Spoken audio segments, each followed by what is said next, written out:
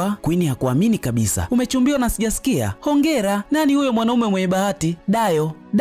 Dayo gani? Dayo Ade, yule rafiki yako wa shuleni? Ndiyo. Queen akampongeza sana hapa Teni. Sijaona pete kidoleni kwako. Teni akasema ameiacha nyumbani, maana singeweza kwenda nayo kazini. Ni ya gharama sana ile. Imenunuliwa Dubai. Kama ambavyo yeye anajisifu tu hapa. Teni kadanganya ili amkate mdomo Queen. Queen akasema anatamani sana kuwaona Teni na Dayo siku ambayo wanaenda kukutana. Teni akamfuata Dayo nyumbani. Anataka kuongea naye hapa. Ikabidi kaka asepe sebleni sasa awaache waongee wawili tu. Teni akasema amekutana na Queen leo. Ana maisha mazuri na ameolewa. Mume wake yuko Ureno na hivi karibuni wanategemea kupata mtoto wa pili. Dayo anacheka kishenzi yani. Ikabidi nimwambie sisi ni wachumba. Kicheko cha Dayo kikaisha ghafla. Teni akasema kwa sababu ni marafiki itakuwa rahisi kuamini wapo pamoja. Teni akataka wajifanye wapenzi kwa ajili ya tukio ambalo linakuja mbele yao. Kwa hiyo unafanya yote haya ili umuonyeshe mpinzani wako wa shuleni tu, si ndio? Hakuna atakayekuwekea bunduki kichwani. Teni akasema anamtaka sana mchizi. Unataka nijifanye mume wako? Teni anataka Dayo amsaidie kwenye hili jambo. Dayo akasema tukio ni miezi 3 ijayo. Kama wanataka kweli kuwaaminisha watu, wanapaswa kuanza kutangaza sasa hivi. Lazima waweke maagano. Mchizi akasema hataki kuweka maagano. Sielewi unamaanisha nini? Utaratibu ni kuwa wanapaswa watengeneze ndoa ya uongo ili kila mtu aamini hawa watu kweli wameoana.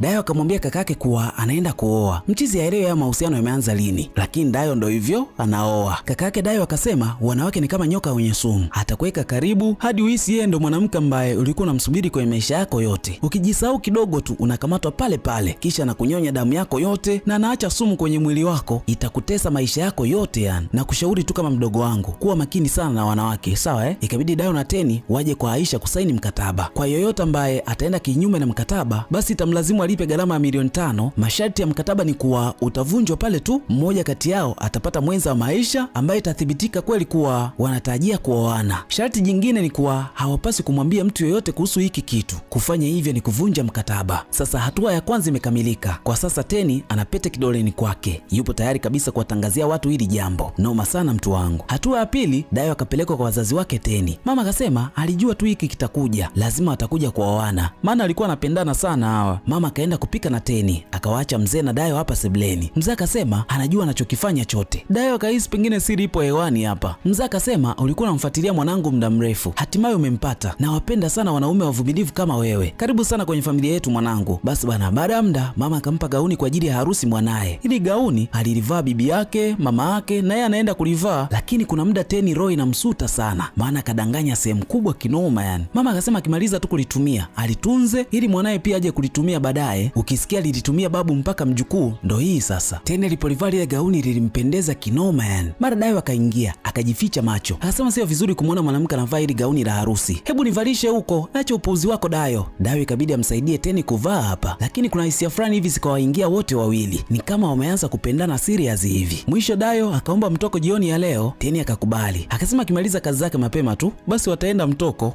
Baadaye jioni Teni akarudishwa nyumbani na James baada ya kazi nzito. Muda huo Dayo alikuwa anawatazama tu. James alichokifanya akamfungulia mlango wa gari Teni. Hiki kitu Dayo alikuwa anakiona kwa mbali aise. Teni alipoagana na James tu, Dayo akamfuata. Ulisema mnaenda kufanya kazi? Ndiyo. Mbona kama ilikuwa date? Usifikirie hivyo. Amekurudisha nyumbani saa 3, akakufungulia na mlango wa gari.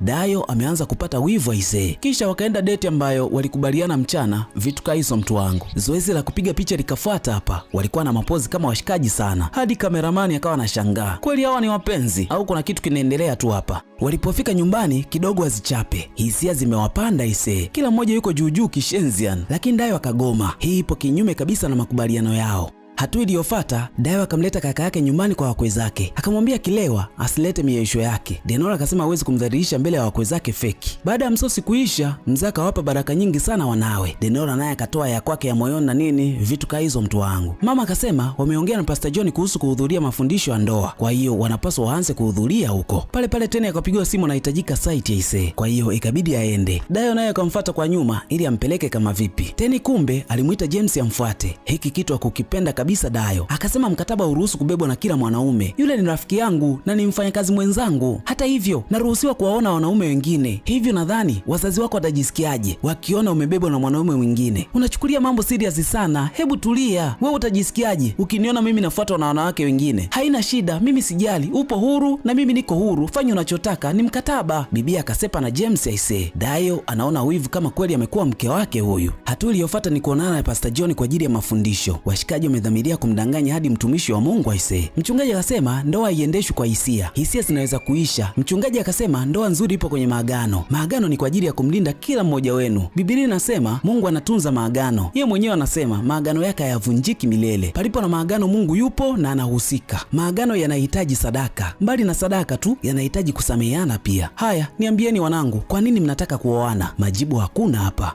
Hiki kitu kilimuuma kishenzi Teni, maana kamdanganya mtumishi wa Mungu. Anajiona ni mkosaji mkubwa sana duniani, anajiona amekosea pakubwa mno. Kamdanganya mama yake ambaye alitegemea makubwa kutoka kwake. Aisha akasema najua umekosea, lakini usijione mkosefu sana. Aisha akamtaka amwambie Dayo namna ambavyo anajisikia kwenye hili, maana ndo mtu pekee ambaye anamuelewa zaidi. Teni akawa amekubali kumwambia Dayo aisee, leo ndo ile siku ambayo wanafunzi waliosoma St. Alfred wanaenda kukutana. Kwa hiyo Dayo kampitia Teni hapa. Teni akampa zawadi kwa ajili ya suti yake na nini, lakini Dayo hisia zake ziko mbali sana. Anatamani hii ingekuwa kweli aisee. Wakiwa barabarani